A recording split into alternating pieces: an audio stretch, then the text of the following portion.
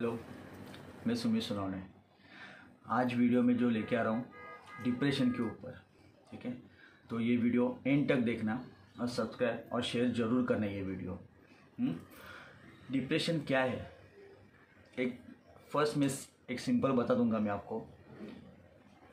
हमारी फिजिक अच्छी तरह से फिट नहीं है, हमारा फिटनेस ठीक तरह से नहीं है ना, तो फ्यूचर में अलग अलग बीमारी हमारे पास आ जाती है। उसमें से ये डिप्रेशन भी एक बीमारी है। डिप्रेशन अलग अलग टाइप के लोगों को आ जाते हैं। मुझे कोई कुछ बोला, ऑफिस में पॉलिटिक्स है, स्कूल में टीचर कोई कुछ बोली, पढ़ाई में अलग अलग टाइप के डिप्रेशन है। आपको ये सब पता है, उसमें मैं बताऊंगा नहीं क्या क्या डिप्रेशन कैसे कैसे आता है, हम लोग को सबको पता है। तो मैं ये बोलना चाहूँगा कि हमको कोई कुछ बोल रहा है या किस वजह से भी हमको डिप्रेशन हो रहा है, तो मैं ये बोलना चाहूँगा। एक एग्जांपल मैं आपको देता हूँ कि एक फ़्लाइट, हम लोग फ्लाइट से बहुत जन गए हुए हैं। तो एरोप्लेन में सपोज एक एरोप्लेन की कैपेसिटी 100 लोगों की है, 100 लोगों की है, और उसमें 200 लोगों को बिठाया जाएगा। तो टेक ऑफ कर लेगा, अपनी उड़ान भर लेगा वो? नहीं ना। हाँ, इसीलिए मैं क्या बोलना चाहता हूँ कि हमारे दिमाग में इतना ही भरी है कि सुबह आप उठने के बाद रात को सोने तक जितना हमको काम दिया हुआ है, फिटनेस संभाल के जितना काम दे उतने हमको करना है। हमको ये कोई बोला, वो कोई बोला, ये सब दिमाग से निकाल दीजिए, तो आप लाइफ की टेक ऑफ नहीं ले पाएंगे।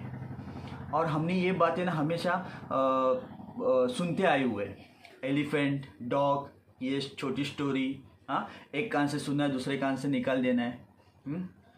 एलिफेंट की तरह, चट्टान की तरह खड़े हो जाओ ना, कोई कुछ भी बोले भूंगते रहने दो उनको। बोलेंगे बोलेंगे बोलेंगे और उनका चुप हो जाएंगे बाद में वो। और एक कान से सुनना है, दूसरी कान से निकाल देना है। अच्छी बात है, एक कान से सुनना है और सीधा यहाँ पे लेके जाना है इसके अंदर। और जो आपके बारे में बुरा बोल रहा है, अंडर एस्टिमेट आपको कर रहा है, यहाँ कान से सुनो, ये कान से निकाल दो। सुनिए ना, हम लोग हमेशा दूसरों को बताते आए हुए, ये कहावत है, दूसरों को बताते आए, लेकिन खुद यूज़ नहीं किए हुए ज़्यादा। और सबसे बड़ी बात, अभी जो बीमारी चल रही है इसकी वजह से लोग काफ़ी स्ट्रेस में और डिप्रेशन में कोई जा रहे हैं। तो उनको ये बोलना चाहूँगा कि कोरोना क्या है, एक बीमारी तो है, उससे हम कुछ प्रिकॉशन लेके हम फाइट तो कर सकते। और आप मुझे बताइए कि बचपन से लेके आज तक आपने कितनी सारी चीज़ों को फाइट किया हुआ है, उसके सामने कोरोना कुछ भी नहीं है। पढ़ाई में आपने अच्छी तरह से पढ़ाई की हुई है। बाद में कॉलेज में अच्छी तरह से एडमिशन लेने के लिए आप यहाँ वहाँ गए हुए हो। फिर बाद में अच्छी जॉब के लिए आपने फ़ाइट की है, अच्छा बिजनेस सेटअप करने के लिए आपने फ़ाइट की हुई है। और ये इससे आप डर रहे हो? क्यों? इतना आप आज तक हम लोग इतने सब फाइट करते बाहर आए हुए, और ये चीज़ से आप डर रहे हो?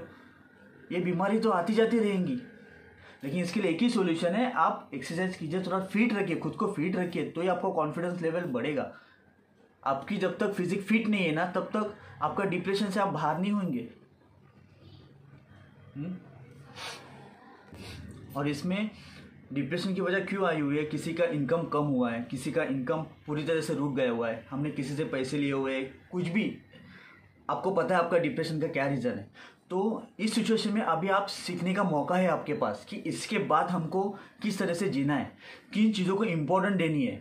पहले खुद को इम्पोर्टेंट देना है, क्या बहुत ज़्यादा पैसा कमाना है उसके लिए इम्पोर्टेंट देना है। आपको पता है इस लाइफ में सबसे ज़्यादा करोड़पति आदमी कौन है?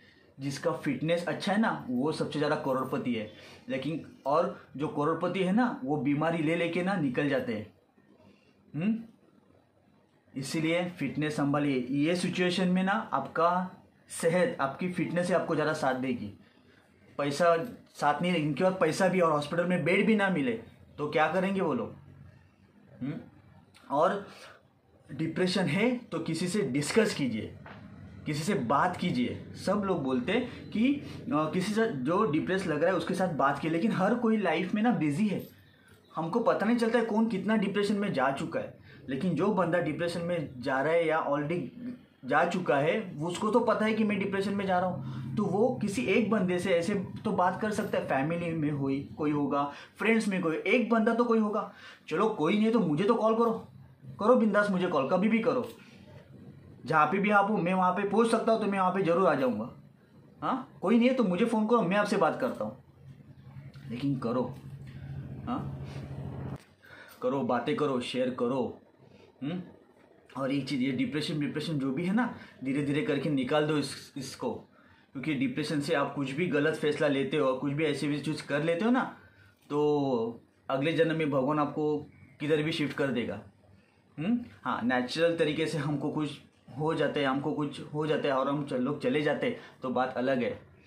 तो ऐसी चीज़ों की आपको भगवान ने इतनी अच्छी तरह से लाइफ दी हुई है। हाँ, और ऐसी छोटी छोटी चीज़ों की वजह से आप खुद को ऐसे करेंगे तो भगवान आपको नेक्स्ट जन्म किधर भी डाल देगा, किधर भी भेज देगा आपको। हाँ, आप मुझे एक बात बताइए, आप किसी को एक बार बार समझा रहे, किसी बंदे को एक बार 2 बार 3 बार 4 बार समझा रहे, वो नहीं समझ रहे, तो आप क्या बोलेंगे? अरे भाड़ में जाने दे उसको। तो भगवान भी यही बोलेंगे। हाँ, इससे अच्छा भगवान ने जो आपको लाइफ दी है ना, काफ़ी अच्छी है। हाँ, उसको संभालिए, अपने फैमिली के बारे में सोचिए, हमारे पीछे वालों के बारे में सोचिए, हमारे बच्चों के बारे में सोचिए, माँ बाप के बारे में सोचिए और आगे बढ़िए। धीरे धीरे करके इससे बाहर निकले। मैंने जो कुछ गलती की है पहले, हाँ, उसके बारे में सोचिए, धीरे धीरे बैठिए और धीरे धीरे इससे बाहर निकलने की कोशिश कीजिए। और बात कीजिए, किसी से पहले बात कीजिए, शेयर कीजिए। और सबसे बड़ी बात, अभी जो लोग घर में बैठे हुए हैं, ट्रेन भी कभी ना कभी शुरू हो जाएंगी, वहाँ पे भी हम लोग वहाँ पे क्या करेंगे? वो आपकी इम्यूनिटी आपको फाइट कर सकती है। तो ये टेंशन निकाल दीजिए। आपको इससे भी बाहर निकलना है, ये बीमारी से बाहर निकलना है कि मुझे शायद कुछ हो जाएगा, कुछ तकलीफ हो जाएगी, तो मैं बेस्ट सोल्यूशन अभी फ़िलहाल बेस्ट सोल्यूशन दूंगा। उठिए, घर में बैठिए मत, सोच के बाहर निकले। सुबह आधा घंटा या 45 मिनट्स वॉकिंग के लिए पहले जाइए। 3 से 4 दिन आप कंटिन्यू वॉकिंग के लिए सुबह चले जाइए, फ्रेश एयर लीजिए, आपको देखो धीरे धीरे अच्छा लगेगा। पहले अभी मैं बेस्ट सोल्यूशन ये निकालूंगा, बाद में एक्सरसाइज जो करने वो बाद में देखेंगे। लेकिन फिलहाल उठिए, हर रोज़ सुबह उठिए और 3 से 4 दिन कंटिन्यू आप जाइए। कंटिन्यू आपको करना है, जाइए मॉर्निंग में 45 मिनट्स आपको वॉकिंग करना है, फ्रेश एयर लीजिए, फिर देखो आपको कॉन्फिडेंस धीरे धीरे बाहर आता जाएगा और धीरे धीरे इससे आप बाहर निकलते जाएंगे। लेकिन सोचिए, धीरे धीरे बाहर निकलिए, अपने फैमिली के बारे में सोचिए। आप है तो आप जीरो से भी सब कुछ शुरू कर सकते हो, और आपके पास बहुत सारा पैसा है, बहुत सारी प्रॉपर्टी है, और आप बीमारी या डिप्रेशन लेके बैठेंगे तो आप जीरो ही हो। ठीक है, तो प्लीज़ खुद का ध्यान रखिए। इतनी अच्छी भगवान ने लाइफ दी है, उसका रिस्पेक्ट कीजिए और आगे बढ़िए, संभालिए खुद को। Take care.